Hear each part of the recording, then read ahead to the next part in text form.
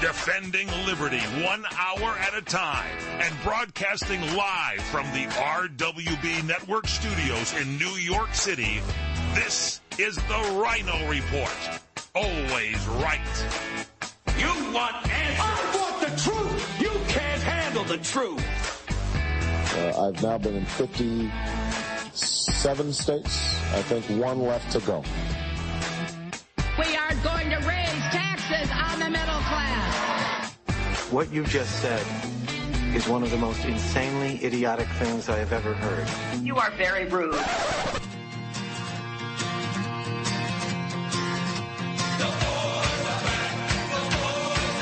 We are going to make America great again. USA! USA! USA! It's our Americans. Let's roll. And now, here's your host, the Rhino. The new sheriff in town. Hello. I am the Rhino, and this is my report today, Wednesday, November 2nd, 2016, and we are coming to you from the RWB Network headquarters in New York and live on CRN Digital Talk Radio. So how's this for an entrepreneurial spirit? Maybe you've heard of this company called BleachBit. Well, they are now selling something called Cloth or Something. Cloth or Something is a $3 item you can buy that you can wipe your server with. And it just happens to have Hillary Clinton's face on it. It's $3. If you want an autographed one from the founder of BleachBit, that's going to cost you $5. This all stemming, of course, from when Ed Henry of Fox News asked Hillary Clinton if she wiped her server, and she said, what, with a cloth or something? So go to BleachBit, and you can get your cloth, and you can add it to your Make America Great Again paraphernalia. All right, today's headlines. First, Hillary Clinton is back to her old self again, this time speaking to dozens of supporters in Florida. She tells the crowd that Donald Trump supporters are dark, divisive, and dangerous. Well, I guess that's a step up from deplorable. Also, in the wake of FBI Director Comey's decision to further investigate Hillary Clinton's mishandling of classified information, we've been keeping a close eye on mainstream media. Do you think they finally decided to report the truth, or are they still drinking the Clinton Kool-Aid? And Donald Trump's path to victory just 6 days from now seems to be getting a little less fuzzy.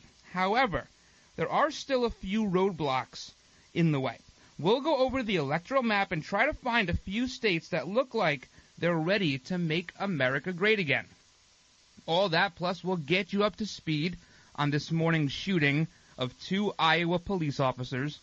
We'll also tell you about a woman in Flint, Michigan, who thinks Hillary Clinton should be immediately disqualified from the presidency. And later on in today's show, I'll give you today's Rhino trivia question. It's a slam dunk. It's really easy. Answer it correctly, and you could win a free sweatshirt. How about that? Fall is here. It's getting cold out. You need to get your RWB Network sweatshirt. But first, let's kick the show off the same way we always do, with a salute to our country with the Pledge of Allegiance. I pledge allegiance to the flag of the United States of America and to the republic for which it stands, one nation, under God, indivisible, with liberty and justice for all. All right, we have a new article up on rhinoreport.com, rhinoreport.com. It's called Polling Illusions. A little sleight of hand going on, Polling Illusions by Robert. Got to check that one out. You can sign up for the newsletter there. We don't share your email address with anybody, especially Hillary Clinton or the NSA. They do not get it. And you can check out the new Rhino Rants right there, rhinoreport.com. You can also follow me on Twitter at Rhino On Air, at Rhino On Air. Or you can check us out on Facebook, facebook.com/The Rhino Report. We have 6 days to go. It's going to get nasty, guys. Buckle up. It started at Bunko Night. A little tickle in my throat, says Sandra. Then comes Colin barking like a seal. That cough, that's the flu. And then it spreads to Edna, to Wiley, to Marjorie. But when it comes to your door, you won't be answering because you got your flu shot at Rite Aid, where they care about you and your health. So while they're seeing doctors and sweating through fevers, you'll be teaching your granddaughter the 2-deck shuffle. Shield yourself at Rite Aid before it's too late. If you're over 65, the CDC recommends flu and pneumonia shots. No appointments necessary, and they're free with Medicare Part B. Rite Aid. With us, it's personal. Flu vaccines available while supplies last. Age restrictions apply in some states. See pharmacy for details. Trying to sell your old car? Instead, donate your vehicle to Heritage for the Blind. Pickup is free, and your donation is tax deductible. Just call 1-800-785-9618. Heritage for the Blind accepts cars, vans, trucks, and boats, whether they run or not. Call right now and receive a free 3-day vacation voucher to over 50 locations. Call 1-800-785-9618. Donate your car today. That's 1-800-785-9618. All right, guys, welcome back to the Rhino Report, this Wednesday edition. It's Wednesday. I can't believe it's Wednesday already. I feel like it was just Tuesday. I guess it was. All right. Big shout-outs to everyone listening now on Red Nation Rising Radio and streamingtalkradio.com. As always, you can check out the replay on CRN. We're on CRN at 9 p.m. Eastern. You can find us there. Or on KLRNradio.com, midnight Eastern. Lots of ways to listen, or iTunes, TuneIn, Spreaker, Stitcher, Podbean, and iHeartRadio, among others. But those are the big ones. Those are the ones we mentioned. Getting a lot of downloads lately, and that may have something to do with our trivia question later on in the show. So keep that in the back of your head. It's one of those, it's like the weather around here lately is such that it's chilly outside. But when you get in your car and the sun has been beating on it all day, it's like 125 degrees in the car. And it's the same for the houses, too. It's like your house warms up, and you don't want to put the air conditioner on. And we can't open windows around here because it's so loud and it's smoggy and disgusting. It's like, what do you do? But it's that time of year. It's going to get cold soon, and the election, and it seems like the last, let's call it 2 years, have gone so fast. So fast. It's been a blur. You know, we did that opening story about the bleach bit cloth, wipe it or something. That happened in 2015. That happened over a year ago. That was August of 2015 when Ed Henry had asked Hillary Clinton in that gymnasium whether she, wiped her server. It seems like that happened last week. It's crazy how fast time is going. And now it's 6 days until the election, and no one knows what's going to happen. We can prognosticate all we want, and we'll do that in this show because that's what everyone's doing. And I think we have some polls later on in the show that we'll lend some credibility to, that mainstream media is not telling you about. And one of them just happens to be one of their polls, which they're not going to want to report on. That much I can guarantee you. Now, the Cubbies last night, if you're a baseball fan, the Cubbies gave us the two best words in sports. Game 7. Game 7. If the Indians choke and they lose 3 in a row, who's cursed now? I don't know. We'll see what happens. It's going to be, it is a good way to take your mind off of politics a little bit. Maybe tonight, and this, you won't see any big drops, whether it be a bombshell out of the Trump camp or a bombshell out of the Clinton camp. You probably won't see it today. Number one, because of Game 7. They know people are going to be having their attention diverted. It will be a highly watched game. This World Series has been very highly watched, getting great ratings, which to me a little surprising, a Midwestern World Series, but hey, listen, whatever. Congratulations to both teams. You're going to see it tomorrow, and they're each waiting for the other camp to act first. That's what they're waiting for. They want to be the one that drops their bombshell second, so it takes over the news cycle. Because it's going to be a struggle. Who gets to carry the news cycle all weekend long? Because all weekend, even stations that haven't been focusing on the election, who knows, Cartoon Network could be doing election coverage all weekend. It's all anyone's going to be talking about. It's going to be the lead. It's going to be in B block, in C block, on every single show. So they want to make sure they dominate the airtime in a way where they can denigrate their opponent. That's kind of what this has turned into. It's not so much, look at me, I'm going to do great things. It's don't elect that other person. Now, I give Trump credit. He's been doing a little better at staying on message. And is it too little, too late? I don't know. I don't think anybody knows.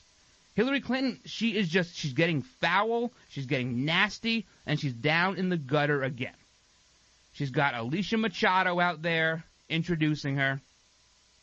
She's out there calling Trump supporters divisive and dangerous. And now mainstream media is picking apart this letter, this endorsement letter from the KKK. You had a guy on MSNBC last night, Lawrence O'Donnell, the host, says that millions of Trump supporters represent the views of the KKK. I mean, it's getting really, really bad. This is all in an effort to suppress your vote. And it's all coming from the Democrat side. That's where it comes from. They're the ones that want to suppress the vote. Well, as long as you're, not voting for them, of course. In which case, they want you to go out in droves. They'll drive you there. They'll even write your name down on a ballot if you died 3 or 4 years ago or moved. Project Veritas showed us that, and we've known that for a long time. I'm concerned about the Philadelphia area. That does concern me. You had a couple years in a row where Mitt Romney or John McCain didn't get one vote in like 50 districts around Philadelphia, which is a little silly because you have these poll watchers, right? When you go in there and they sign your name up and whatever. Usually you have one from each side for each district. You have one Democrat and one Republican. And they represent that district, and they're watching the poll. Generally, they're about 230 years old. But regardless, they're still alive. And you can't tell me that they're not going in and voting. If you go into a district that has 7 or 8 people sitting there, 3 or 4 of them are Republicans. You can assume that at least 1 or 2 of them will cast a ballot for the Republican candidate. So obvious voter fraud there. And then you had the intimidation with the new Black Panther Party in 2012, which the DOJ dropped those charges. They're pretty good at that. They're pretty good at being a political organization. They've really turned into like the KGB. That's what the Gestapo. That's what they've turned into, the DOJ. They are playing politics with this election and then getting mad at someone like James Comey saying he's playing politics. If anybody has violated the Hatch Act, it's Loretta Lynch and the DOJ. That's who's violated the Hatch Act, not James Comey. He said to Congress in September, if I have anything else for you regarding this investigation, I will let you know. And what did he do? He let you know. Oh, the letter's vague. It doesn't say anything. They don't want it to say anything. Do you think there's anything good in those emails? Do you think the FBI agents in New York would have said, hey, listen, there's lots of emails about yoga here. Maybe we should reopen this? No. And they know that. But they also know they can't release information during an ongoing investigation. That's policing 101. How many times in the local news you see something happens, right? And they try to get a comment from the cops. And they go, oh, we have no comment. Ongoing investigation. Maybe you have to watch Law and Order to find that out. But either way, they can't do it. They can't do it. I just looked down at my phone and I saw, this is breaking news here. Breaking news. Anthony Weiner has checked himself into a cyber sex anonymous class or something. This is from the New York Post. I just looked down to see how much time we had left in the segment, and I see that pop up. So that distracted me. But I guess it's topical with what we're talking about. It was his computer shared with Uma Abedin, right? She's going to be in big trouble. There could be 1,000 counts on her, 1,000 counts of espionage or mishandling classified information or destroying or perjury or obstruction. There's a million charges. I think, what does Rudy Giuliani have, like 16 or 18 different charges you could put on each one of those emails? But she didn't know how they got there. Maybe Anthony Weiner put them there. Maybe he set this whole thing up. You're going to hear the excuses out the wazoo from these people. There's no accountability. Democrats, liberals, progressive, they don't like accountability. It's not in their DNA. They refuse to do it. All right, when we come back, I'm going to get you up to speed on the shootings in Iowa, and we have a lot more to get to, guys. Hang in there. Experience a luxury boutique hotel escape in the heart of Laguna Beach, California, with the finest art gallery, shopping, dining, and nightlife just steps from your door. The heart of Laguna Beach, the edge of the sea. It's the Inn at Laguna Beach. Enjoy our comfortable rooms, blending the style of a timeless beach bungalow with the modern comforts of today. 70 newly appointed guest rooms and suites await you at the Inn at Laguna Beach.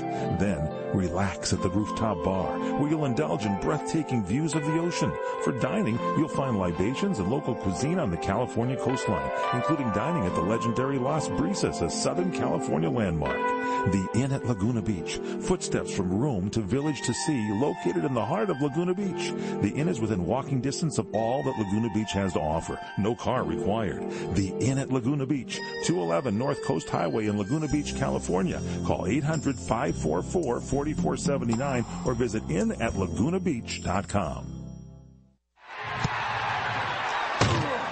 Hi, this is Fred Dreyer. You know, I've tackled a few roles in my time on the football field, in movies and television, and right here behind the broadcast microphone. Today, I've taken on a new role to tell you about the local experts at Solar Optimum. Solar Optimum is California's leading provider of high-quality, affordable solar energy.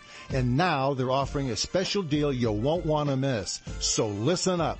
Through October 31st, Solar Optimum is offering a complete solar energy system with no money down and no monthly payments during the first year of ownership. And after the first year, payments are a low $76. Plus, not a single penny goes toward upfront costs. Best of all, you own the system. How great is that? Call 818-745-1489 today to get in on this offer. That's 818-745-1489. Monthly payment available on approved credit. Complete details available at solaroptimum.com. California license number 9722228. What are you going to do with your old car? You can try selling it, you could junk it, or you could donate it to Heritage for the Blind. Your car will be towed away for free, and your donation is tax deductible. Just call 1-800-785-9618. Heritage for the Blind accepts cars, vans, trucks, and boats. It doesn't matter if your vehicle runs or not. It will be towed away for free, and you'll be supporting those that need help. Heritage for the Blind is a nonprofit organization that helps the visually impaired live fuller lives. Call right now to donate your car, and as a special thank you for calling, you'll receive a free 3-day vacation voucher to many exciting locations. Call Heritage for the Blind right now, 1-800-785-9618. Donating is easy, and your vehicle is towed away for free. Plus, you'll get a free vacation voucher. Call now, 1-800-785-9618. That's 1-800-785-9618. 9618. All right, welcome back to the show. You know, during that break, I must have gotten 5 notifications from the MLB and ESPN apps that there's a baseball game tonight. How many notifications do they need to send me? It's crazy. I must get 200 a day. I get it. There's a baseball game. I understand. And it's like, oh, here's video of Jake Arrieta putting his socks on. Like, who cares? Who cares? Play the game. Play the game. I don't need to be told. I have a remote control. I know there's a game. It's crazy. I mean, it makes you want to, like, uninstall the apps, but I just can't. I want to, but I can't. All right. This morning, terrible. These 2 Iowa police officers shot and killed ambush style while sitting in their police cruisers, one at about 1:06 local time. That was an Urbandale police officer. And about 20 minutes later, a Des Moines officer, about 2 miles apart. 2 miles apart, they identified the suspect as this Scott Michael Green. They gave us all of his information. He was about 180 pounds. He had a Ford F-150. We got license plate number. He's 5'11". And then we heard, I guess a couple hours ago now, that they had him in custody. They said, do not apprehend. You see him, just call the police, armed and dangerous, the whole thing. There's 2 sad things about this. The first one is that this is the society we now live in. We live in a society where the DOJ, Barack Obama, Hillary Clinton, they have painted a target on the back of police officers. And you don't need to look any further than Iowa here, or New York City, where the 2 NYPD cops were shot while sitting in their cruiser, or the 5 Dallas police officers slaughtered by a sniper during the BLM protest. It's a culture where it's almost like the person who commits this crime feels they will be elevated to some status. We've come to the point in our country where police officers, for the most part, and in a lot of circles, are not looked at in a favorable light, and that's sad. It's really sad. And you know what? It's happened with the military, too. And it happened with the military back with Vietnam and the whole thing. I understand that. And those people have grown up, but they haven't, grown smart yet. They're still stupid, and they don't like our military. And they're the same people that don't like our cops. A lot of these people don't understand what it takes to go to work in the morning and not know if you're coming back. Your family not know if you're coming back. Your children, your spouse, your parents, your grandparents, your friends, your neighbors, your pastor, your preacher, your priest, your rabbi. Nobody knows if you're coming back. Because nothing that happens throughout the course of the day is routine. These guys were just sitting there. Maybe they were on break. Maybe they were driving somewhere. And all of a sudden, that's it. That's the end of their life. They cease to exist. And hundreds and thousands of people will be torn up about it, and their lives will be forever changed. Now, you can't entrust these sanctimonious progressives, liberals, globalists to understand that. They just don't get it because they don't know what it means to have to swear that you will give your life to protect somebody else. They have no idea what that means. They don't have the first clue because they want. They don't want to give. Their idea of giving, this is their idea of giving up their freedom. Their idea is to sit down arm in arm around a tree and have a cop arrest them for a disorderly conduct or obstruction or whatever it might be. And they get released 3 hours later and they can say, yeah, I went to jail for a cause. I went to jail for a cause. These people give their lives for a greater cause. They give their lives willfully for yours, irrespective of what your political bent is, of what your skin color is, what religion you practice. These people have to be and should be revered. But they're not. The left hates them. Hates them. Because they have control that they don't have. They want that control. Because if someone like Hillary Clinton breaks the law, they can arrest them. They can take their freedom away. But they don't like that. Because they think they're better than you. I mean, they want your vote, but they're better than you. The worst part about this, besides the 2 deaths, were the way these liberals were cheering when they saw it was a white man that was the suspect. Cheering. All over Twitter, all over Facebook, all over everywhere. They loved the fact that it was a white man. They don't care that 2 other men's lives ended that day. They didn't care. They were just happy it wasn't a Muslim or it wasn't an African American. That's all they care about. They're not selfless, they're selfish. All right, when we come back, we'll talk about Hillary Clinton and what she's telling her dozens of supporters. Hang in there, guys. All right, guys, while I have your attention, I want to tell you about my friends at Liberty Health Share. And just so you know, the healthcare exchange is just around the corner, so listen up. If you're running into that dilemma of trying to decide whether to pay your bills or pay your healthcare, Liberty Health Share might have that answer for you. Or let's just say you're somebody who's enrolled in something else and you're just not happy. Well, guess what? Liberty has the answer for you as well. See, Liberty members are exempt from the tax penalty and mandates imposed on people for not having health care insurance, thus giving you freedom from insurance. It's a beautiful thing. Liberty Health Share members are also able to use any doctor or hospital across the country, and they're able to do this based on their members' commonly held principles and values. Liberty Health Share has memberships for individuals, couples, families, offering a huge variety of options to suit any medical need. So if you want more information about how to join, give them a call at 855-585-4237 or visit libertyhealthshare.org online. Do it today. The smartest way for you to get the lowest prices on your plane tickets, domestic or international, is to call SmartFares. First or last, but you've got to call us before you book your plane tickets. Fly anywhere in the world, fly anywhere in the U.S., and SmartFares can save you up to 75% on your plane tickets. We have the lowest airline ticket prices on over 500 airlines, and you've got a great 12-hour free cancellation window. Plus, with our live agent help, you can always get fast help and fast answers. So on your next trip, maybe today, maybe tomorrow, how about right now? Pick up your phone and call SmartFares, plus save up to 75% on your plane reservation. So call right now. 800-915-2644. 800-915-2644. 800-915-2644. 800-915-2644. Kaanapali Beach Hotel, Maui's Hawaiian Hotel. Located in the heart of Maui's premier resorts, Kaanapali Beach Hotel is officially recognized as Hawaii's most Hawaiian hotel and the #1 best value in Hawaii.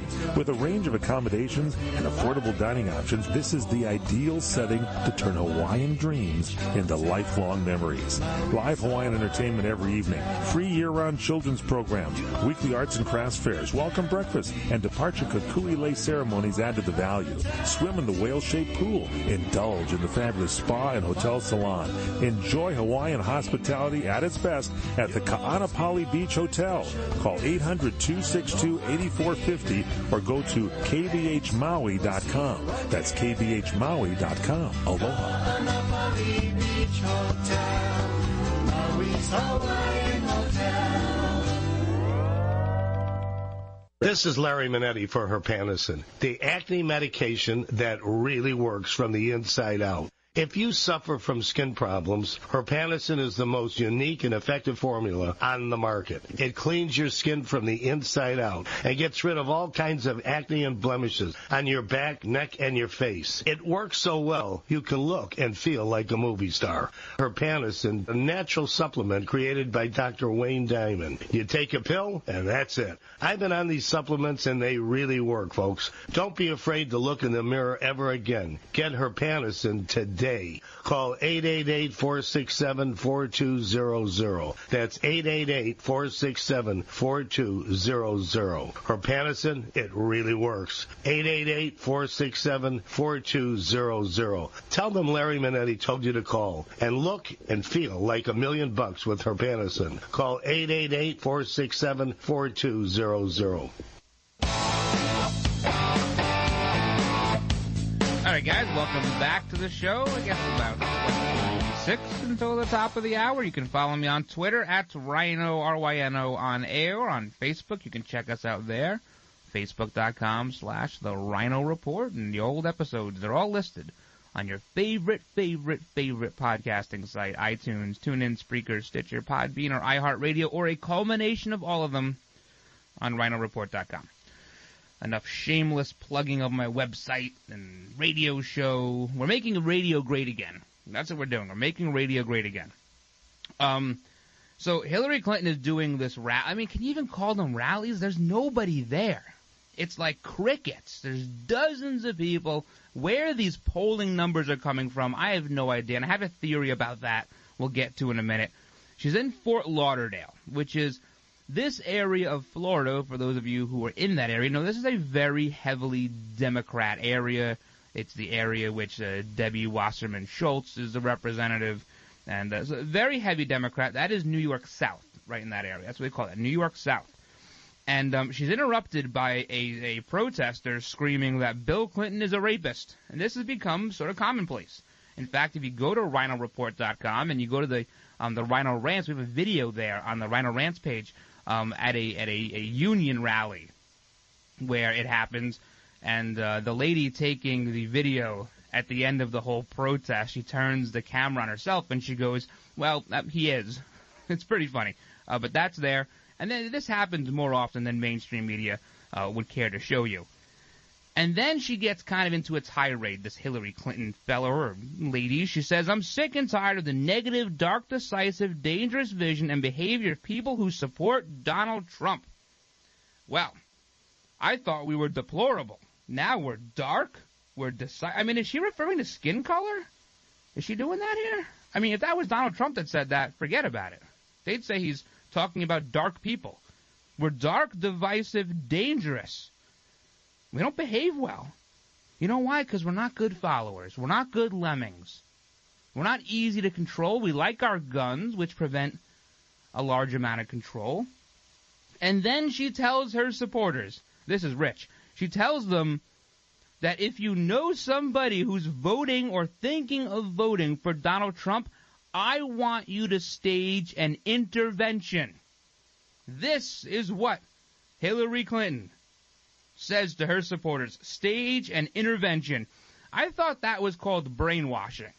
I guess they scrubbed that from the talking points and now they can say intervention instead. But I thought I was deplorable and irredeemable. Now you can intervene and I'll pay? You can tell me about how we shouldn't have guns? How we should all pay for free tuition for everybody? How a $15 minimum wage somehow makes sense when it never will. Every economist who has a degree says it will never make sense. Maybe they can tell us all about the two-tier justice system, where you have politicians and elites on top and then the rest of us. Maybe they can tell us all about how a grown man should be able to use the little girl's room. Or maybe they can tell us all about how the Affordable Care Act was designed to expand into single payer. It was meant to explode. And people in Arizona, New Mexico, seeing 90% plus increases in their premiums. New York, 80%. It's crazy. Is that what they're going to brainwash me with? I mean, intervene me with? It's never going to work. But that's what she's resorting to. She's resorting to telling people to hold interventions. Maybe it'll be on A&E. Speaking of Hillary Clinton, we all heard about Donna Brazile. She's now separated from CNN. They say she resigned. Who cares? That's all a matter of semantics. She's not there anymore. And, of course, this is because, the WikiLeaks, and she gave out the answers and questions to two debates. One was a town hall. One was a debate. Bernie Sanders and his supporters, how they can even be on board here. I mean, they got smacked across the face. And why they are not out in full force is beyond me. Because they were a very vocal bunch. Very vocal. I want to say during the primaries, the amount of arguments I personally had on Twitter were with Bernie supporters, not Hillary supporters, not Rubio or Jeb Bush. Well, they don't really have any supporters, but it was Bernie people. They were up and down me. Now they're very quiet. Very quiet. Well, this Leanne Walters, she's the one who asked the question in Flint, Michigan. She had the rash, and she asked the question to Hillary Clinton about what she was going to do. This was the question that Hillary Clinton, now we know, had in advance of that town hall. She says Hillary should be disqualified because she had an advantage and shouldn't have had. And that's somebody who may have been voting for Hillary before, but people are seeing the light. She's a liar. She's a criminal. She'll do whatever, say whatever, just to maintain power so she can sell the White House to the highest bidder and every bidder below that. It's crazy how these Bernie supporters, what happened to them? Did they retreat to the basements? Where are they? Where are they? They were ready to scale the fences at the DNC. They walked out of the convention. A lot of people walked out. Where are they now? Did they get jobs? Could they not afford their internet connections? Where are they? They can't be supporting her. Can't be. Now, CNN, like I said, has parted ways with Donna Brazile. She eventually will have to step down as the interim DNC chairwoman. She's going to have to. Not going to do it now because it shakes things up, and that's never going to happen. It'll happen maybe in a couple of weeks, a couple of months, whatever it is. It's crazy. Absolutely nuts what's happening here. Now, the media is, they're scared right now, which is why they're doing all this, why you have MSNBC saying that the Klan represents the views of millions of Donald Trump supporters. They're scared because they're scared about what's coming next. And they were a little iffy on how to cover the James Comey letter last Friday. In fact, it took a few of them a few hours to figure out how they were going to, spin that into a new narrative. Well, we have some numbers here from the Media Research Center, from ABC, NBC, and CBS. There was a 3-to-1 ratio of these analysts and reporters taking the position that Comey shouldn't have done that, over the position that Hillary Clinton shouldn't have had an unsecured server in her basement. They're scared. They have every right to be. CNN, MSNBC, these places could be broadcasting static pretty soon. No viewers. No viewers. All right, we come back. We'll do some polls and look at the electoral map. It's starting to get a little interesting. Hang in there, guys. This Multiview Special Report is brought to you by Kraft Heinz. When we think of fall, we think of indulging in rich and flavorful meals, sides, drinks, and desserts. But as the temperatures drop and the holidays approach, our busy calendars begin filling up, leaving us with little time to think about preparing dinner. The solution? Stovetop Stuffing Mix. Stovetop Stuffing Mix has been America's favorite stuffing for more than 40 years. If it's not Stovetop, it's not Thanksgiving. For stress-free stuffing, choose Stovetop Stuffing Mix. Each box contains everything you need, including vegetables, seasonings, herbs, spices, and breadcrumbs packed with flavor. Unlike traditional stuffing, Stovetop Stuffing Mix can be prepared on the stove, in a pot, or even in the microwave. It's perfect for sharing with the whole family. Talk about your perfect side. It's ready for the table in just 5 minutes. For more information, tips, and recipes, visit craftrecipes.com/stovetop.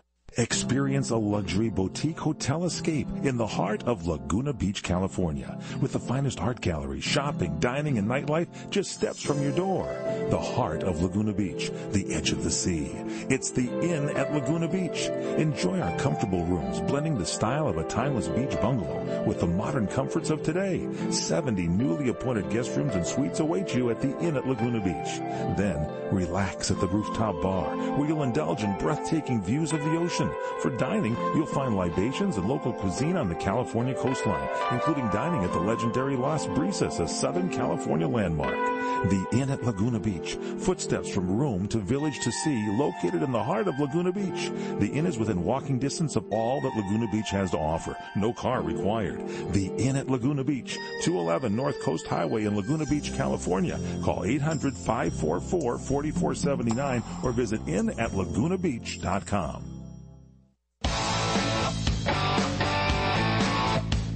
All right, guys, welcome back to the show. See, this study that we just kind of left hanging at the end of the last segment by Media Research Center, they studied ABC, NBC, and CBS, all their nightly newscasts over the weekend.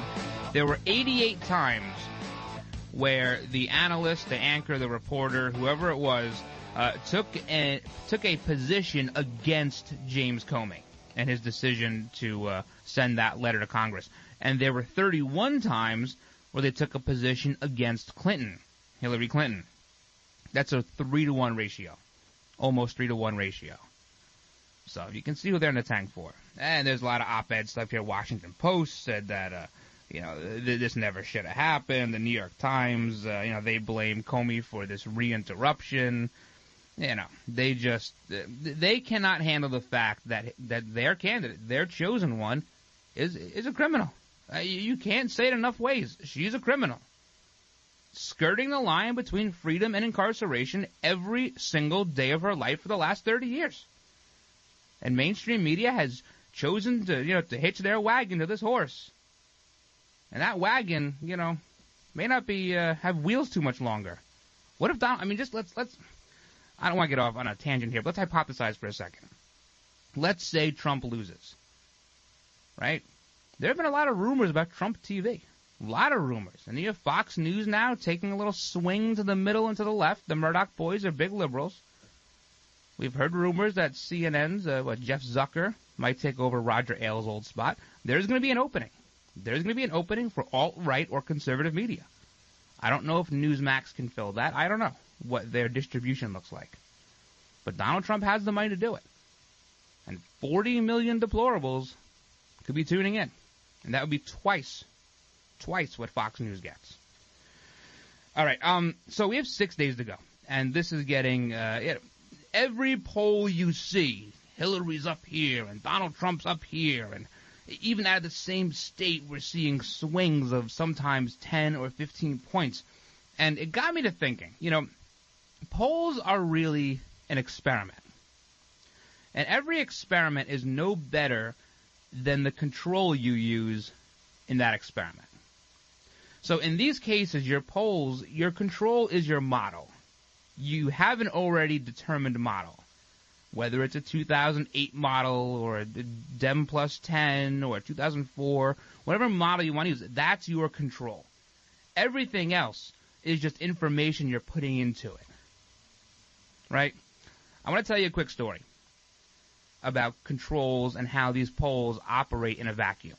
Engineers operate in a vacuum too. Everything they do when they design a building or design any kind of mechanical infrastructure, it's all happens in a vacuum.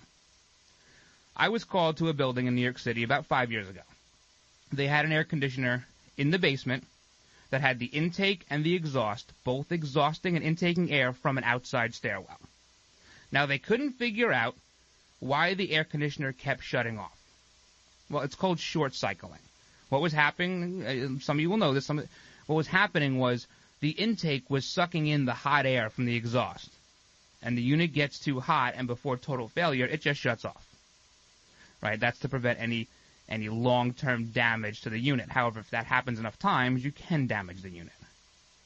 So we looked at it. We determined that there was an issue with the way it was exhausting warm air and sucking in fresh air in this outside stairwell.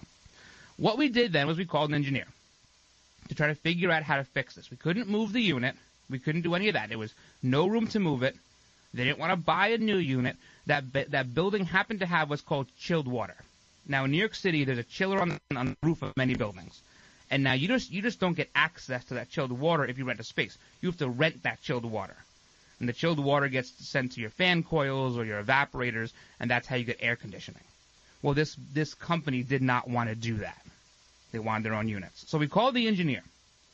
And the engineer says, okay, I have a plan. I'll send you the plan.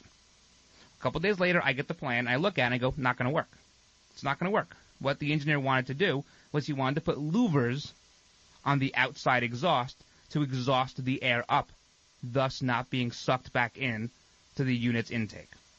I said it's never going to work. Well, lo and behold, the engineer convinced the building owner it was going to work. They installed them. The next time it rained, guess what? The machine was shot. It worked in theory. It exhausts the air up. However, when it rains, those louvers act as a funnel. And that water funneled right down, right into the machine, killing the machine dead. But that's an example of how engineers work in a vacuum. They don't take outside things into consideration. And that's what's happening with these polls. A lot of these polling companies, they're just working off a model. Their control may be skewed, which is why we're seeing so much leeway and so many different ways you can see the same poll. I mean, we have polls here out of Pennsylvania. One shows Hillary up 11, one shows Donald up 3. And here we are. We're 6 days away from the election. So don't put all your eggs into one basket when it comes to polling. Some places now are starting to use a little bit more of a Republican turnout model. This model, this is from the Auto Alliance Association. Their track record is dicey, but still, with a strong Democrat turnout model in Pennsylvania, Clinton wins by 1. With an even turnout model, Trump wins by 1. With a strong GOP turnout, similar to 2014, Trump wins by 6. I had predicted from the beginning, I believe this year we will see a stronger Republican turnout than 2014. And I think we're seeing in some of Hillary Clinton's numbers, her unfavorables, very high. Her trustworthiness, 38%. Trustworthiness, 38%. That's pretty low. And the people who are all juiced up, her numbers are going down too there. The voter excitement. He's winning by 5 and 10% in every poll. So be careful the polls you look at. We have a couple of national ones here to give you a gauge. I got a couple of state ones. We'll do them real quick in the next segment. Plus, we'll get to the Rhino trivia question for the day. Hang in there, guys. You order a glass of your favorite Cabernet, fresh asparagus, hollandaise on the side, a filet, medium rare. You unfurl your napkin with a flair, close your eyes, and prepare to listen. Ah, there it is. The sweet music you long to hear. The sizzle. The sizzle of a Ruth's Chris steak. The most magnificent corn-fed prime beef, broiled to perfection at 1800 degrees. Some call it a sizzle. We call it an anthem. As the waiter approaches, you think, is this one mine or that one? Ruth's Chris Steakhouse. Like Ruth always said, life's too short to eat anywhere else. Make a reservation online at ruthschris.com or by calling 800-544-0808. Hey there, did you know that with a bachelor's degree, on average, you could make almost twice as much over a lifetime than a person with just a high school diploma? It's true. According to the 2012 U.S. Census Bureau, college grads with a bachelor's degree make almost twice as much as high school grads. Now, going back to school is easier than ever at Independence University. Log on and complete coursework from the park, or the beach, or even your couch watching the kids. And Independence University gives you the tools, a free tablet and laptop for undergrad students to use and keep when they graduate. That's right. Get a laptop so you can go to college from anywhere. Take the first step to a new career in business, information technology, healthcare, or graphic arts. Call to find the online degree program that's right for you, and you could be on your way to increasing your earning potential. 800-989-1361. 800-989-1361. That's 800-989-1361. All right, guys, while I have your attention, I want to tell you about my friends at Liberty Health Share. And just so you know, the healthcare exchange is just around the corner, so listen up. If you're running into that dilemma of trying to decide whether to pay your bills or pay your healthcare, Liberty Health Share might have that answer for you. Or let's just say you're somebody who's enrolled in something else and you're just not happy. Well, guess what? Liberty has the answer for you as well. See, Liberty members are exempt from the tax penalty and mandates imposed on people for not having health care insurance, thus giving you freedom from insurance. It's a beautiful thing. Liberty Health Share members are also able to use any doctor or hospital across the country, and they're able to do this based on their members' commonly held principles and values. Liberty Health Share has memberships for individuals, couples, families, offering a huge variety of options to suit any medical need. So if you want more information about how to join, give them a call at 855-585-4237 or visit libertyhealthshare.org online. Do it today. So you've missed the healthcare deadline and don't have any form of healthcare? Liberty Health Share has the answer. Liberty Health Share offers an affordable healthcare option that allows Americans to enroll any time of the year. For those of you who have already enrolled but just aren't satisfied with what you've chosen, there's still hope.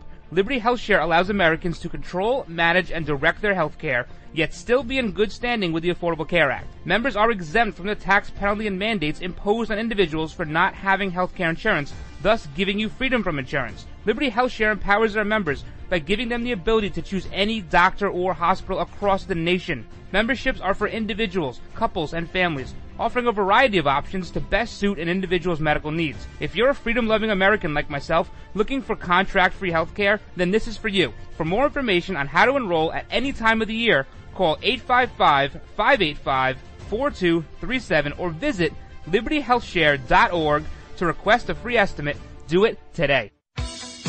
This is Jeff Carlisi from the Band 38 Special. Let us never forget that police lives matter.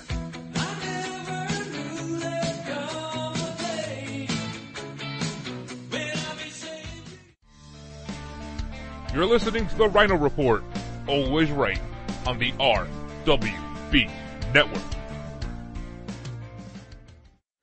The Republicans want to repeal it. You know, they actually, with a straight face, say that the Great Recession was caused by too much regulation on Wall Street. They actually say that. You know, I remember when, you know, I've supported my husband through all of his races in Arkansas. And one of my favorite political ads of all time was a radio ad, rural Arkansas, where the announcer said, wouldn't it be great if somebody running for office said something, we could have an immediate reaction as to whether it was true or not? Well, we've trained this dog. And the dog, if it's not true, he's going to bark. And then the dog was barking on the radio.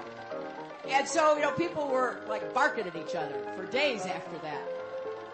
I'm trying to figure out how we can do that with the Republicans. You know, we need to get that dog and follow them around, and every time they say these things, like, oh, you know, the Great Recession was caused by too much regulation. You know, I think we could cut right through a lot of their, you know, their claims. All right, guys, welcome back to this last segment of today's Rhino Report. It's Hump Day. It's Hump Day. It's Wednesday. We're 6 days out. We got some national polling here. Let's go over it really quickly. LA Times. LA Times has sort of a funky sampling. It's a self-weighted poll. People put a percentage in, their likelihood that they'll vote for either candidate, not straight yes or no. And it's sort of a rolling average. Now, Donald Trump is seeing a tie for a high here. All right, he's at 47.8%. He is tied with his highest ever, which was about 2 months ago. Hillary Clinton is bordering on her lowest in this poll. She's at 42.4%. That's her lowest since September 30th. So since October 26th, Trump has picked up 3 points in this poll, and Hillary has dropped 2. She continues in this poll to bounce off her resistance line of about 43. Continues to bounce off that. In the 18 to 34 category, Trump wins every age bracket here. By education, he wins high school or less by 15. Some college, he wins that by 12. Let's see, by income, in the middle income, he wins that by 16. More than 75 a year, he wins that by 11. He has the white vote by 26 in this poll. Female, he's closing the gap here. She wins females by 8. That's a lot less than we've seen in the past, and he's beating men by 20. He wins men by 20, and that's actually separating. That 28-point gender gap here. The perception here is actually closing rather quickly. On October 25th, he was trailing by 21 points in the who do you think would win poll. Not who you're going to vote for, who you think is going to win. He was trailing by 21. Now he's trailing by 13. You know, can he close that gap enough so people think he's going to win and go out and vote for him? I don't know. But the perception is closing among every single demographic in this poll. So that's your LA Times poll. Again, Trump is plus 4 in this poll. Plus 6. I'm sorry, plus 6. I can add, I promise. IBD, TIPP, this is a tie. Trump is up nominally, 0.4. 44 for Clinton, 44.4 for Trump. Notables in this one, he wins the Midwest by 1 point. The South, he wins here by 7%. He wins the 45 to 65 age group. No, that's pretty standard. He wins men 51-36. He loses females almost by the same margin. Income, he does pretty well across the board. Party, 88% of Republican support. That's pretty good for him. She has 87% of Democrat support, but he has a +3 in the crossover. 6% of Democrats voting for Trump, while only 3% of Republicans are voting for Hillary. They're tied with if you are an investor, would you vote for Trump or Clinton? They're tied there. They are tied in the suburban category, which is very strange. Tied here, and he wins the rural communities 57-32. Let's see. Parents and non-parents, pretty equal, whether they're voting for Trump or Clinton. No big gaps there. He's winning white men in this poll 59-31. Married women, they're close. He's actually up by 1 with married women. Single women not doing so hot. Let's see. White women, he's up by 8. He was hurting in these areas just a couple of weeks ago, so that's a good for him. And the intensity of support, Trump is winning. 70% of his supporters strongly support him. 65% support Hillary. All right. Let's get to today's trivia question before we run out of time, which the music generally indicates we are. So, here's the question for today. From which of our 50 states do you think this show receives the most downloads from? So on all the different podcasting sites, not counting the live feed, but all the different podcasting sites, which state is the biggest Rhino Report fan? It may surprise you, it may not surprise you. So keep it in the U.S. We do get a lot of downloads from Canada, the U.K., and Australia, but keep it in the U.S. All right, guys, email me the answer, rhino@rwbnetwork.com. Hope you had a good time today. A big thank you to all those serving our country at home and abroad, and a huge thank you to those in the law enforcement community. Please be safe. Thank you for everything you do. God bless all of you. God bless all of your families. Have a great, great day, everybody. And until tomorrow, I'm the Rhino, and I'm out.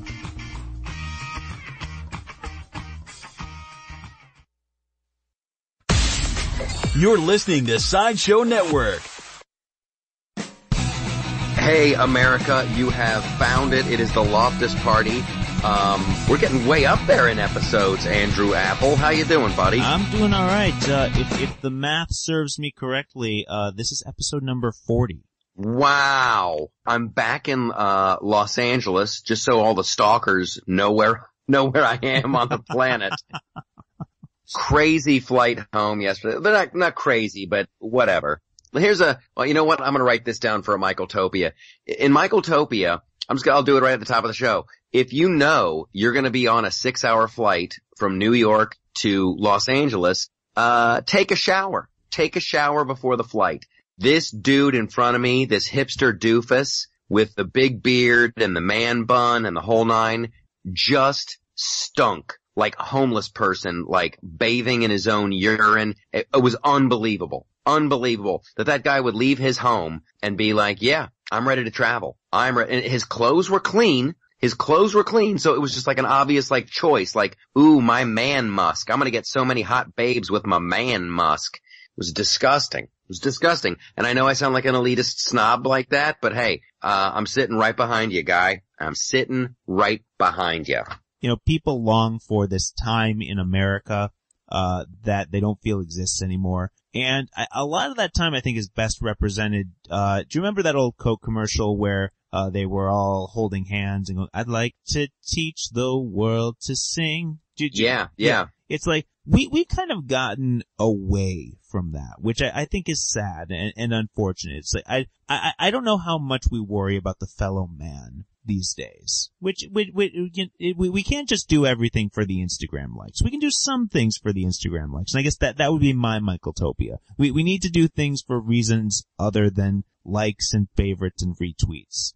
Yeah, and I would encourage everybody to do that. There's I don't know what this quote is from, but it might be the Bible. Might be a Bible quote I'm about to throw out there. Faith without actions is dead.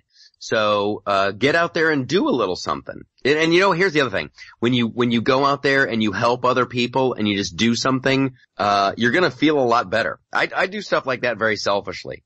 Cause it's horrible, but I'm not kidding, cause I feel better. And I'm so, I'm worried about me. So like, you help a homeless person or you help your fellow man out and you're like, yeah, that was pretty awesome. And it's a great way to take your mind off your own problems. That's for real. I'm totally that guy that, man, there but for the grace of God go I. Just, you see some of the stuff in the world and yeah, go out there and help everybody. Please, for the love of God, go out there and help.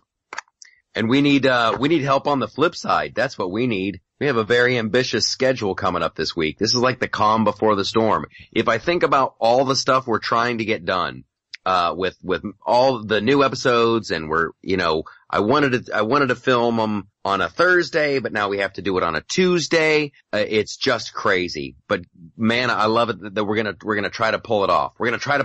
And then we've got, poor Stacy Lennox. I don't want to get into her personal stuff, but, send some warm wishes Stacy's way. She's got a serious, owie kabowie going on. She's not feeling red hot. So we gotta, thoughts and prayers. Tweet her at Scott's Fire. Maybe, you know what would actually make her feel better? Retweet some of the stuff she's been posting on the LoftusParty.com because she has been working her tail off on that website. Yes.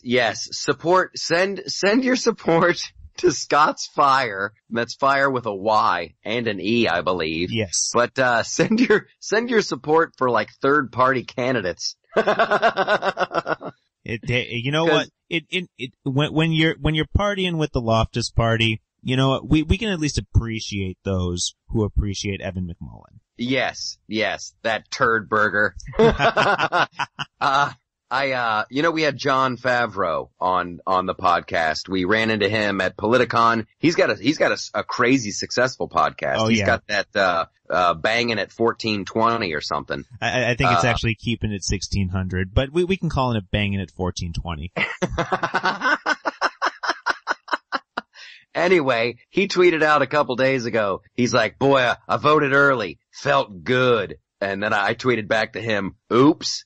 Cause that was before the FBI reopened their case. I love this election, Andrew. I don't want it to be over. We should push it for a year. I'm not even kidding. You are amazing to me because you might be the only person in this country who feels that way. I don't think I am. I think reporters feel it too, and that's the other thing.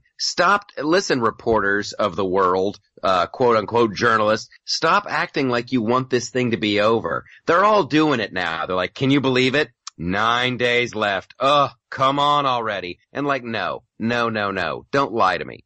You've never felt so important in your life. Those reporters, they're hanging on to this election like a crackhead hangs on to that little hunk of Ziploc bag in his homemade pipe. You want it to keep going. Admit it. To be fair, this has been a very different news cycle than we've seen in a lot of previous elections.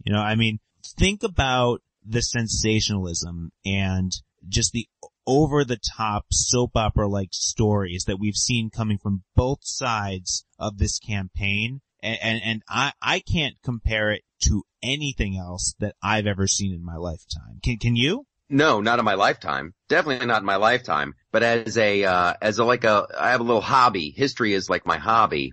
And if you go back to the early elections, like I'm talking about the second and third elections that this country ever had. Oh yeah. It's a lot like that. I mean, they were slinging some big time mud. And that's like, but people would duel with pistols, back then. They would literally kill each other. But this is one for the ages. And I'm glad I've been paying attention. I'm glad I've been following this one. I can't imagine. I can imagine it. I have a pretty good imagination. But there's so many people out there who are just like, I don't know. Same old. Like I had this guy who picked me up and gave me a ride to the airport, and he brought up politics, and I just kind of laid low. I just wanted to see where he was at. And he's like, man, this election, it's always bad. And I'm like, no, dude. It's never this bad. This is not a laissez-faire kind of election. This is like King Kong versus Godzilla. This is Mothra. This is huge. And then of course it sounds like I'm doing Donald Trump, but I'm not. But you have to, if you can't celebrate this one, you need to just get out of, reporting on politics. Yeah, because I don't know, if I can take another election quite like this. It's like a Rocky movie. It's like a Rocky movie. You think Hillary has the knockout blow with the Billy Bush tapes, and then, he's on the ropes and it's over, and then boom! Here comes Jim Comey with a roundhouse out of nowhere. What? It's crazy. It is crazy. So let's talk about the Comey thing. I'll let you go first, and then I'll tell you my thoughts, and I think you'll be surprised, America. I think you'll be surprised. Okay, so the short version is, through a separate investigation, where we believe they were looking into, Anthony Weiner's emails, James Comey found something, and we don't know what it is, but he found something that was related to the Hillary Clinton emails. So he sent a letter to Congress saying, hey, I'm going to be taking another look at the Clinton emails based on this new information. I don't know if there's anything there, but I thought I should let you know. And the world exploded. That is my assessment as well. All these people who are like, ooh, bombshell. Oh, he must have found something. I'm like, slow your roll. I think they were looking at, some emails from Huma to Hillary, and then he just said, whoa, point of order. I don't want anybody to accuse me of not playing by the rules. I've discovered possibly new evidence. I have to look into it. So here's a letter that says, hey, I'm taking another peek. I think that is the extent of it. This has caused everyone to lose their dang minds. Yes. Now, once again, the thing that I find fascinating, it's like, remember a couple weeks ago we were talking about the dude in the red sweater at the second debate? Ken Bone. Just like Ken Bone was the thing that America latched on to, it's bizarre. Well, it's not bizarre to me, but like America has latched on to this. Like the way I felt people should have latched on to, she had a private server in her basement. Like that's really bad. But I guess you needed that double whammy of oops, hey, I found some possible new evidence and I'm going to look at it again. People are just freaking out about that. Which don't be disappointed in like 2 or 3 days when Comey's like, okay, we took a look at it and they were all duplicates. You know what I'm saying? Well, and that's actually what most of the media is saying at the moment. They're expecting that to happen, which is what's surprising and what blows my mind is this seems to be the thing that has brought all sides of the media together in a way that we have not seen yet during this year. Like everyone kind of felt that's like, maybe this wasn't the best way to go about this.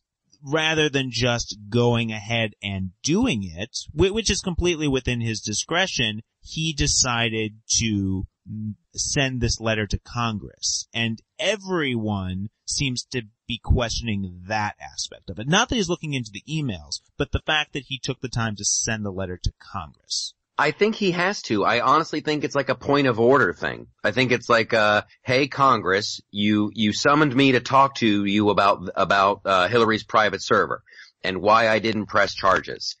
He made a case. I think he made a horrible case. I think he should have pressed charges, but irregardless, whatever the correct English is, he didn't do it. All right. So with Congress breathing down your back and then new evidence comes up, I think you're compelled to. Like, hey, I don't want anybody to say I was a cheater, okay? I don't want anybody to claim I was in somebody's back pocket. So here's the official letter. I'm going to take a peek at this stuff. That's actually where the question is right now, because they're not sure, was this a point of order or was the actual point of order that he shouldn't have made this public so close to the election? Well, he had to. He couldn't look, if it looked at all like he was helping out, the Clinton campaign, it looks horrible. Now talk about shaking your faith in democracy. It always, makes me laugh whenever, Trump is out on the campaign trail a couple days ago or a couple weeks ago and he's like, listen, I think it's rigged. And people are like, whoa, this is really, really dangerous for Donald Trump to question the democratic process, right? That's like, you don't do that, guy. You don't question the democratic process. And then when Comey is like, hey, I'm going to reopen the investigation, everybody's like, hey, Comey's messing with the democratic process. Whatever they accuse Trump of doing, it always comes back on the Democrats like threefold. It's hysterical. It's really quite funny. Well, I do have to I guess dive a little deeper into that because I think that there is a difference between when James Comey says something versus when Donald Trump and Hillary Clinton say something. Because at this point, Donald Trump and Hillary Clinton, they are in our homes every day, and people are die hard for everything that they say and do right now. And James Comey, he does not have that same sway with people. He is an appointed official who oversees security for this country, but when he stands up and makes an argument for or against the process and how it's being run, it's not going to resonate with people the way it does coming from the candidates, because the candidates are the ones that people are either excited or dismayed about. Well, I think it resonates more. And you're kind of hoisted on your own petard, if you will, because when Comey didn't bring charges, and didn't, for whatever reason, he didn't call a grand jury, for whatever reason, and I didn't freak out about it then. And I love being on record. This is one one of the things I love about the Loftus Party podcast is that I'm on record for all this stuff. I didn't freak out about Comey back then when he didn't bring charges. But then the Democrats, and Nancy Pelosi and all the big high muckety mucks in the Democratic Party, they're like, obviously James Comey is a trusted official. He's above this kind of political, witch hunt. He's a good guy. He's like Socrates, and he's like Solomon. Solomon, rather. He is like, he is wise like Solomon, and he's smart like Socrates. So we should just thank our lucky stars we've got somebody good like him. And then a couple months later, he's like, we're reopening the investigation. And they're like, he's a jackhole of the highest order. He's a threat to our democracy. It's like, no, he's either, and that's why I think it kind of resonates, because both, just a couple of weeks ago, everybody on the left is like, well, that James Comey, he's a good guy because he is above this kind of thing. He is above. And now it done bit them in the ass. You know, this is where we learn from the logic of Batman. Because I love it. I love it. Put it together. Put it together. When you're the Dark Knight, you either die a hero or you live long enough to see yourself become the villain. There you go. There you go. Good one, man. Good one. Well, I'm waiting with bated breath. It's so funny to me when Hillary's out there like, we demand, to know what he's got. The American people deserve to know. The American people deserve to know. And it's too funny, but that was exactly, what the congressional panel was saying to her a few months ago. Like, hey, give the emails. We demand. The American people deserve to know. And it's just, I just love it. It's just so, wonderfully, wonderfully delicious that everything she's saying now is exactly what, Trey Gowdy and the whole gang was saying a few months ago. And if she wants it to be out there, maybe she could ask, Huma Abedin what the emails were. Huma Abedin has made some really bad decisions throughout this campaign as a whole. And she, if anyone coming out of the Clinton campaign, she is going to be the sacrificial lamb, because she is not going to be with this campaign moving forward. She has made way too many mistakes, and the Clintons, love them or hate them, they are always out for their own political survival. And they will cut ties with whoever they have to cut ties with in order to maintain that. And in this case, they will be cutting ties with Huma Abedin, because between the lightning rod that she's become and the fact that she's so closely associated with Anthony Weiner and everything he's done with his Carlos Danger codename, I cannot see a world in which Huma Abedin continues to have a political career in the White House. I tell you what, and I go the exact opposite way. If I'm Hillary, I steer into the curve and say, look at this strong, successful, much maligned and persecuted single woman. She embodies everything that's great in this country. And, listen, I'm no fan of Huma Abedin. I really, I don't trust that lady. I don't trust her at all. I would be happy to see Uma go. Huma, babuma, skooma, dooma. But I think, that's another one. I can't wait to see what happens. I think Huma's gonna be around for a long, long time. Well, what we can say is that Clinton clearly has a lot of faith in her, to build on your point, because I don't know how or why they decided to let Anthony Weiner be a surrogate at any point for the Clinton campaign, but they had him out there. They sent him on Stephen Colbert to pimp Clinton, essentially. And did they really? They did, yeah. They sent Anthony Weiner out to be on Stephen Colbert. Yes. And this is after the sexting stuff, Yes. the pictures. Yes. See, that's what I'm saying. That's what I'm saying. And I was, a couple weeks ago, I was saying on the podcast, nobody circles the wagons in just complete denial of reality like the Democrats. Like, can you imagine if like Dennis Hastert was like asked to go out on the road for Donald Trump? Like, hey, we want to put you on Fallon tonight. And he's like, okay. Like, what? See, that's the kind of flawed thinking that like makes me really question the whole, Democratic Party. Wait, you know this guy's jacked up. He's got some issues. He's got some judgment, calls that he makes really bad. But you know what? I think he'd be a good surrogate for the campaign. It's nuts, I tell you. It's nuts. It's hard. The same thing can be said about the other side. You know, I mean, Newt Gingrich, is a fantastic orator. You know, he was a great interview, but he has some skeletons in his closet too. You know. You know, Rudy Giuliani. He likes to scream a little too much at his current age, but you know, he is still America's mayor to so many people after what happened on 9/11.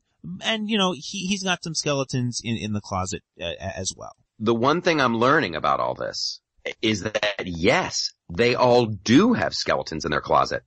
These are all like deeply flawed people. And it makes me think like, wow, how long can we keep this whole, constitutional republic going?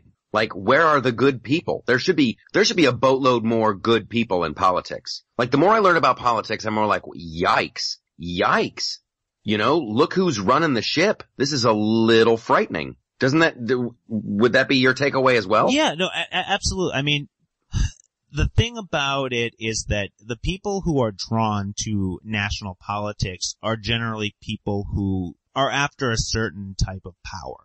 Yes. And in general, the phrase absolute power corrupts absolutely applies here, because when you are seeking power, you're willing to blur the lines of morality at a certain point. I shouldn't speak for everyone, but there are people who pursue power at any cost. And and politicians, unfortunately, in certain cases, are no different.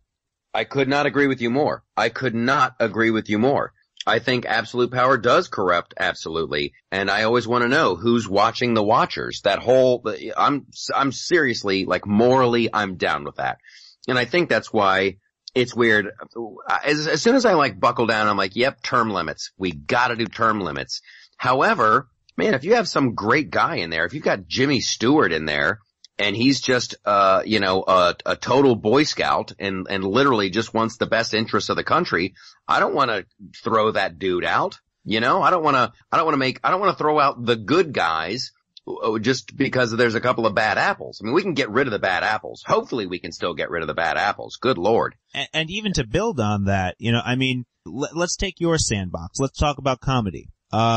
You've got young up-and-coming comedians who are really hot on the scene right now, and they sit down and they try to write their jokes, and then, now you're someone who's been doing stand-up for a lot longer than they have. So, I should do some on this show.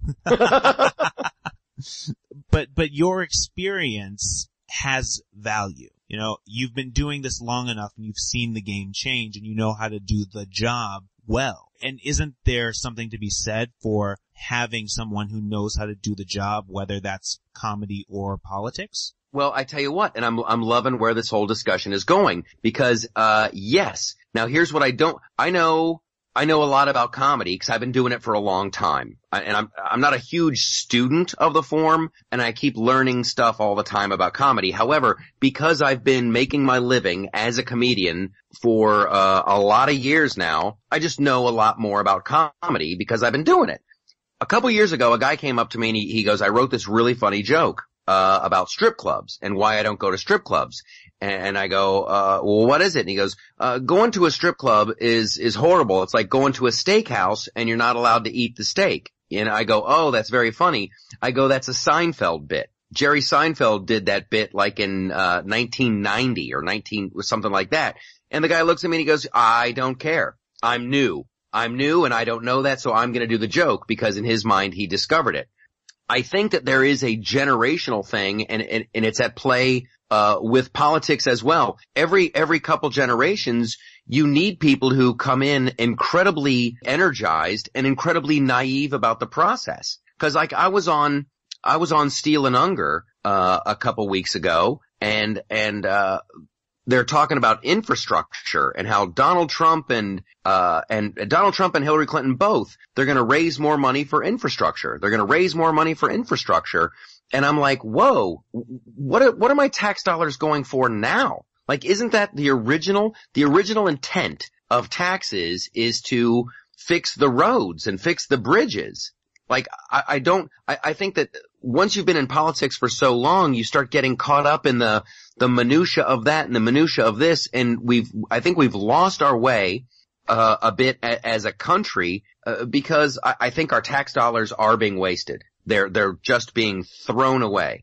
There's gasoline taxes, there's soda taxes, there's cigarette taxes, there's whiskey, all these crazy taxes, and no one knows where they're going. At some point, we just have to stop any additional spending. I've said it before on this show, and just come at this from an incredibly naive perspective. How much money are we bringing in? How much money are we putting out? And let's just start and let's base that in reality. I don't want to talk about projected earnings, and I don't want to talk about the GPA of a butt-flavored donut in Denmark. Like, how much money are we bringing in and how much are we spending? Okay, so interestingly enough, right there, what you're talking about was the appeal of Gary Johnson initially, because when he was governor of New Mexico, that's how he approached his budget. I mean, anything that couldn't be paid for, he said, well, then we're not going to do it unless we can figure out a way to pay for it. You know,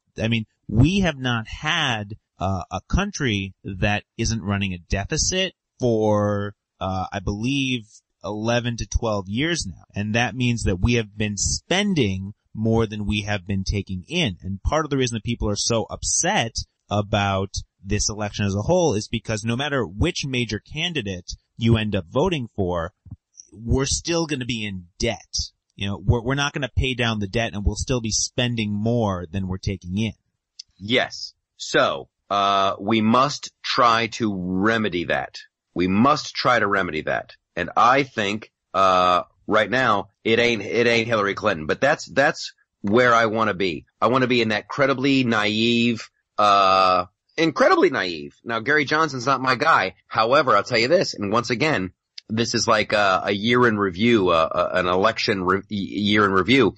I will be the first guy on November 8th and November 9th to start helping the third party. If Jill Stein wants my help, I'll help her out. If Gary Johnson wants my help, or the Libertarians want my help, I will help them out. But that's when you need to start. And cause I'm all in for just the cold hard slap of reality. What are we making? What are we spending? So are you saying that you may actually give some love to Evan McMullin? No, cause that guy's a tool and a douchebag. Sorry, Stacy. No, he's just like a hand-picked douchebag. He's like an errand boy. Do you know anything about Evan McMullin? Yeah, I mean, basically his story is that he worked in the CIA for a very long time. He's come from a very conservative place. He's never held publicly elected office, but he's held very high positions that he was appointed to within the federal government. And everyone in Congress knows him. And he is from Utah, and he is a Mormon. So he's experiencing the same effects there that John Kasich experienced during the primaries in his home state of Ohio. Okay, who got old Ed McMullin? I'm going to call him Ed McMullin because he reminds me of Ed McMahon, Johnny's old side kiss. That's an even better Freudian slip. How did old Ed McMullin get involved in politics? In this particular case, he worked his way up through the CIA. But wasn't he handpicked by Bill Kristol? Wasn't there a big national hunt for we gotta find somebody else that can beat Trump. We gotta stop Trump. We gotta find somebody. And then I literally think they had a big giant meeting in a secret warehouse on a tarmac somewhere, and they came up with the name of Ed McMullin. Well, you are correct. Bill Kristol did come out initially as one of the first major Never Trumpers. Right. And he went after other people who he felt could better serve conservatives than Donald Trump. The big one he went after initially was Mark Cuban, trying to get him to run in the third party. Mark Cuban decided that he didn't want to do it. He didn't think that he could win. And between you and me and all of our listeners, I wouldn't be surprised if we did see Mark Cuban actually run as a Republican within the next dozen years or so. I don't think that's ever gonna happen. Well, he clearly wants to be in the political game, and we saw him sort of dip his toe in the water a little bit during this election in his anti-Donald Trump rhetoric. He went on CNN, he went on Stephen Colbert, and did an entire bit where he was actually trying to denounce Donald Trump. And that's one of the reasons why Bill Kristol approached him. When Evan McMullin popped up, Bill Kristol then did get behind him. Yeah. I think old Ed McMullin was handpicked by Bill Kristol, therefore douchebag by association. Well, in my mind. Yeah. In my mind. Well, and you know, this is also a much larger conversation about the fact that this is interestingly one of the first years where you can really make the argument that voting third party will have an effect. Bum, bum, bum. Well, yeah, old Ed McMullin might get Utah. And that should scare everybody. To me, that's incredibly frightening. It's incredibly frightening.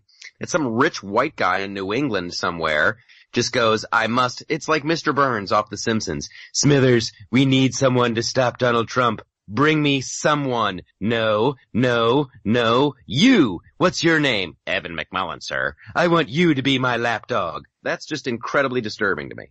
Well, I mean, what do you say to all the people who are excited about the idea that in the right scenario, a third-party candidate could actually overtake the two major parties, which a lot of people are unhappy with right now?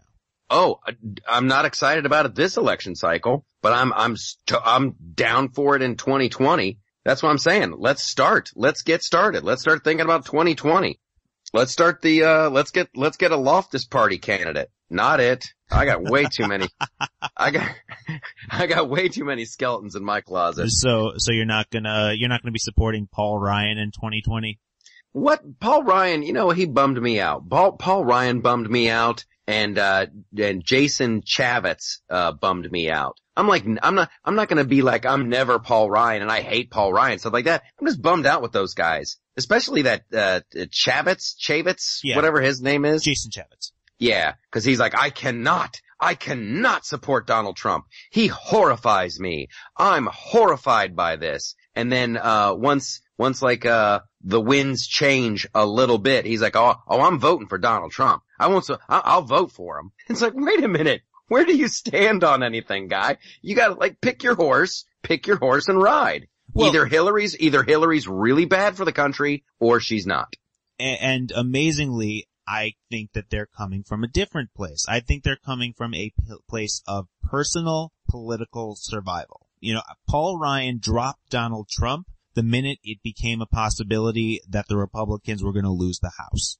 That's when it happened. The timeline is there. So Paul Ryan was clearly thinking about his own favor in that moment. Yeah, no doubt.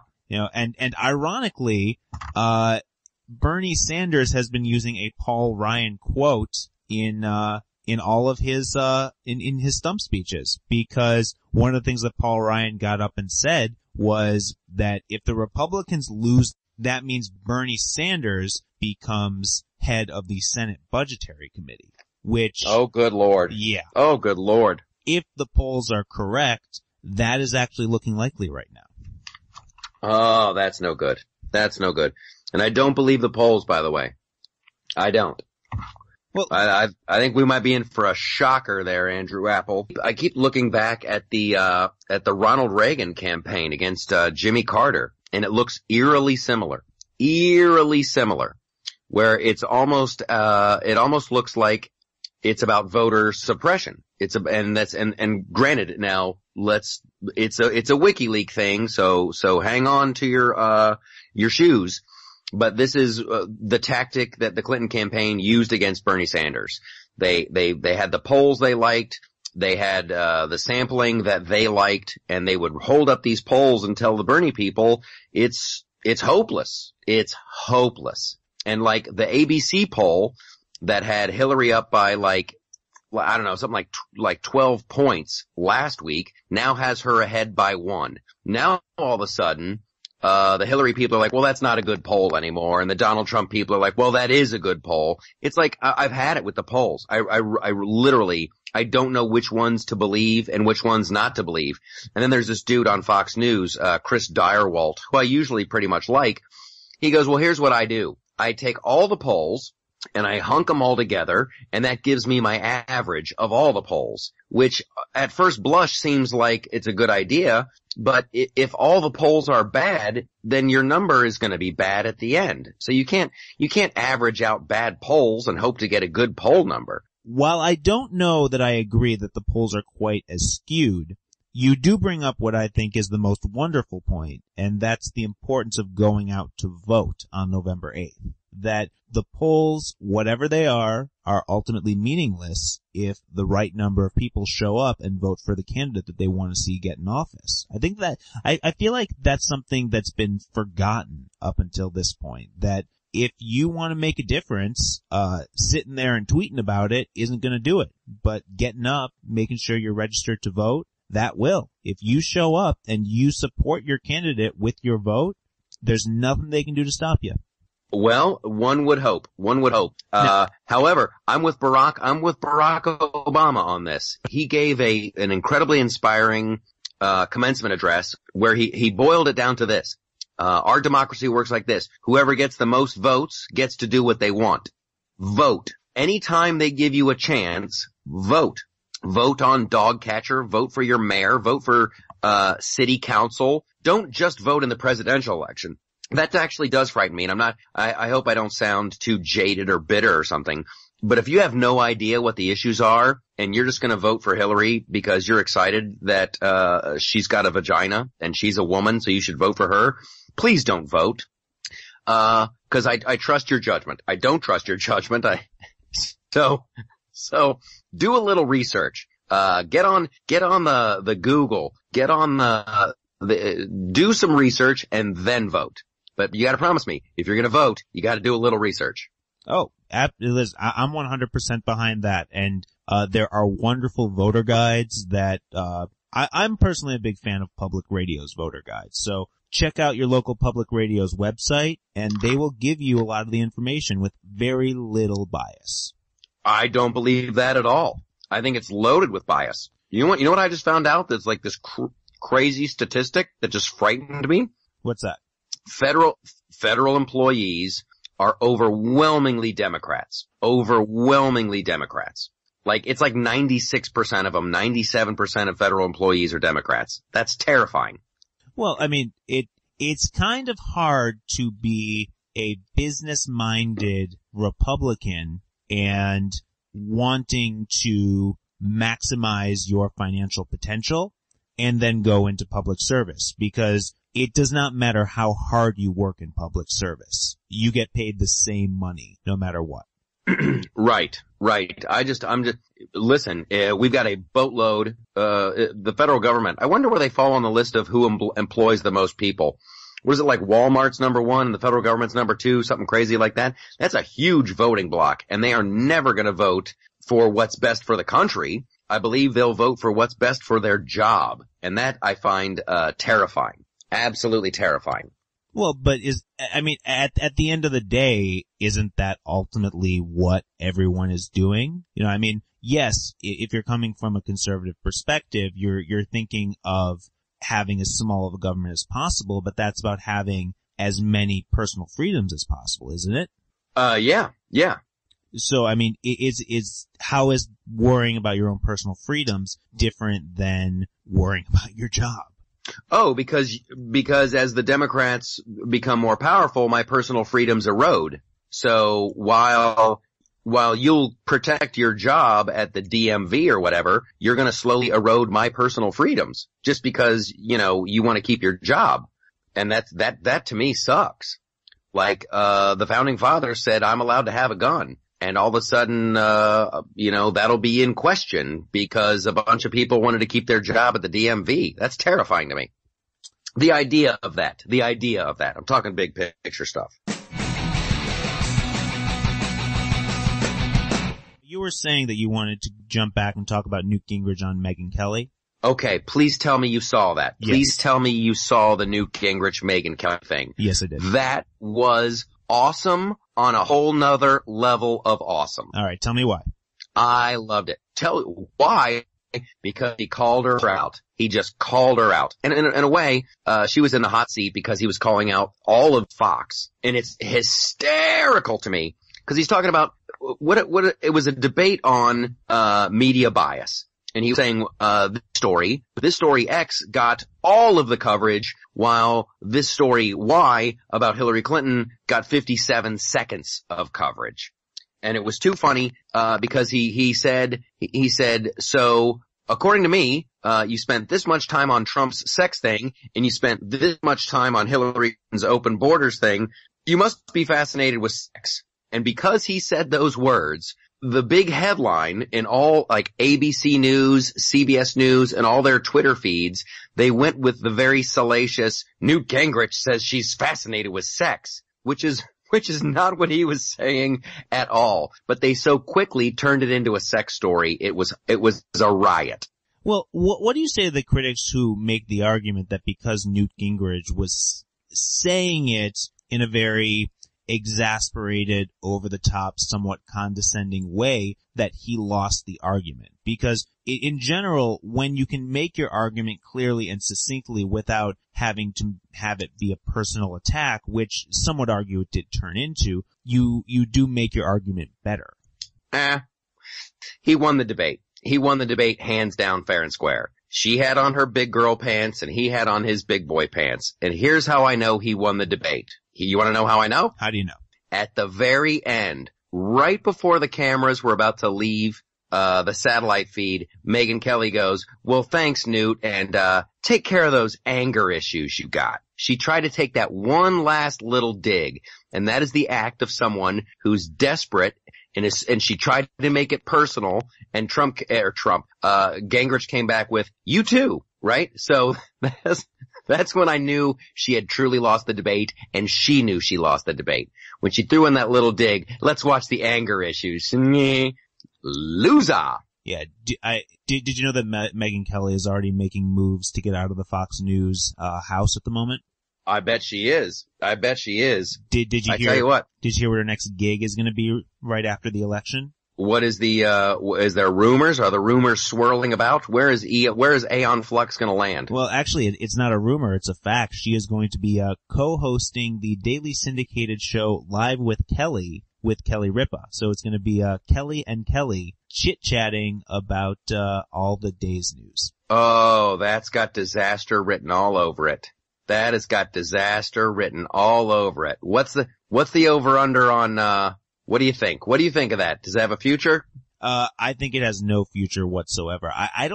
People seem to forget that daytime television and daytime news are two very different things, and I think Megyn Kelly really does fancy herself as a hard-hitting journalist, and every time a hard-hitting journalist has tried to jump into the daytime realm, they always fail. Anderson Cooper failed, Meredith Vieira failed, Katie Couric failed, and I have to believe that Megyn Kelly would do it as well. Yeah, I don't watch the Kelly Ripa at all. The only time I've ever seen it has always been by accident. But it's like she's good when she's like talking about her weekend. You know, when she and Regis used to be, I tried to get tickets to this Broadway show, but it was sold out. So I called my stepbrother and he got me. It's just no, that's not going to work out. Oh my goodness. So Cheryl Atkinson tweets out, now Cheryl, who's a friend of the show, and a fantastic journalist, she says a friend of hers tried to vote in Florida and was told she could not vote because she had already voted. That's disturbing. It's deeply disturbing, and it's deeply, deeply disturbing, when it's coming from Cheryl Atkinson. Cause, talk about a girl who's not gonna go off half-cocked, and she's not gonna just go around spreading vicious rumors. Yeah. If you're not following Cheryl Atkinson, follow her on Twitter. She's amazing. But yeah, she tweeted that out a couple hours ago. And I'm like, wow, there must be something there. So hopefully Cheryl is in full on, investigative journalism mode and is tracking that sucker down. Well, and also make sure that you head on over to the loftusparty.com because we have a great video from season 1 of the show where she talks about things she's dealt with that show that the news media isn't always trying to give you the full story. No, they're not. Here's one they buried that I think is just, once again, this should have been all over, the presses the last week. Do you know that, Loretta Lynch, took the fifth last week? Somebody in Congress was looking into the, Iran hostage payments thing, and Loretta Lynch was called to testify, and she took the fifth. I feel like, this is the difficulty, because now I'm thinking like an attorney. Is there something about national security that we don't know right now that would cause her to plead the fifth? Because I know, and this might not be a popular opinion, but it's easy to argue that she's clearly just coming from a selfish place trying to worry about her own self-interest. But is there a world in which what she's talking about could have effects on other things? Maybe there is. Maybe there is. However, they need a different thing you can plead for that. You need to have like, Congress is like, hey, so what's up with all this money that went to Iran? Instead of saying I plead the fifth, if it's like, hey, this is about national security and I can't really talk about this in front of cameras, so I'm gonna have to plead, let's talk about this shit in the bathroom. They gotta come up with a new plea. 'Cause whenever you hear, I'm gonna take the fifth. Now it's a thing. We're all protected by the same constitution. We all supposedly live under the same set of laws. You're allowed to do it. You're allowed to do it. But that just looks dubious as all hell. It looks incredibly dubious. I can't talk about that. I'm gonna plead the fifth. All right, well. It makes me laugh. The world is a crazy place, Andrew. And a lot of times the rules that we live by don't make sense, but there is a place where we make up our own rules and everything's wonderful. That place is called Michaeltopia. So, what do you got? I'm gonna start off with something I said earlier. In Michaeltopia, we vote. And when you don't vote, you don't get to complain about what happens in the world. If you don't like how your schools are being run and you didn't look into who is running for your local school board, you don't get to complain. If you don't like that you got an increase in your water bill this month, but you didn't look at what the measures were in relation to the DWP in your local city, you really don't get to complain. In Michaeltopia, we vote and we know what we're voting about. And in Michaeltopia, we vote on the small stuff too. We don't just vote once every 4 years. You vote locally. You can make your community better by making the changes that you want to affect. So vote a lot and read a lot. Do your research and vote. In Michaeltopia, if you live by the sword, you die by the sword. And I got 2 swords for this one. A long time ago, everybody was like, wow, isn't WikiLeaks great? Because they're reporting on what the Bush administration is doing in Iraq. And WikiLeaks, they're the great bringers of truth. Well, now that sword turns out has another edge, and it's like, yikes. Here's the level of wackadoodle corruption in the Democratic Party. So you can't blame it on the Russians now. Because if it's the Russians now, it was the Russians then. So you live by the sword, you die by the sword. And in Michaeltopia, if James Comey was a hero in July, he can't be a villain in October. So in Michaeltopia, we live by the sword, we die by the sword. All right. In Michaeltopia, Chicago people are not allowed to hate the Cleveland Indians if things don't go their way. I know, if you're a Cubbies fan, it's tough and you've wanted this for a long time. But to the victor goes the spoils. And if the Cleveland Indians do end up winning this World Series, you're not allowed to riot. Yes. And please, no matter how it goes, I'm glad that it's gonna sound, trite, but it is a shame that somebody has to lose. Cleveland has waited a long, long time. I know Chicago has waited longer. It's beautiful and it's sad at the same time. It is the World Series of ennui. It is the French World Series. In Michaeltopia, if you're gonna vote for the first woman president, you might want to make sure she's not a career criminal. Nobody has a problem with a woman being president. I got a problem with a criminal being president.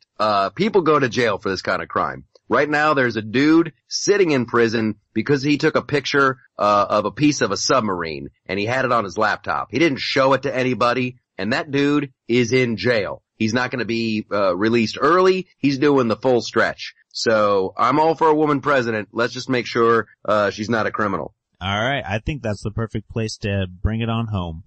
Bring it on home. All right. Well, we have a lot of work to do. We've got a bunch of episodes of The Flip Side that we're going to be taping down at Hermosa Beach Comedy and Magic Club, live at the Lounge this week. LoftusParty.com. Check that out for the Daily Dose. Our best wishes go to Stacy. Stacy, we need a speedy recovery. We need you back on the air.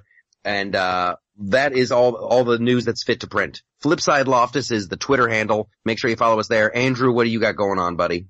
You know what? I've got a couple of projects I can't talk about right now, unfortunately, but stay tuned on my Twitter at Andrew Apple as I can report more. And then as always, you can hear more of my voice over at SoFreshSoPrince.com on my other podcast, where if you want to get away from politics and you want to jump into 90s nostalgia, that's the place to go.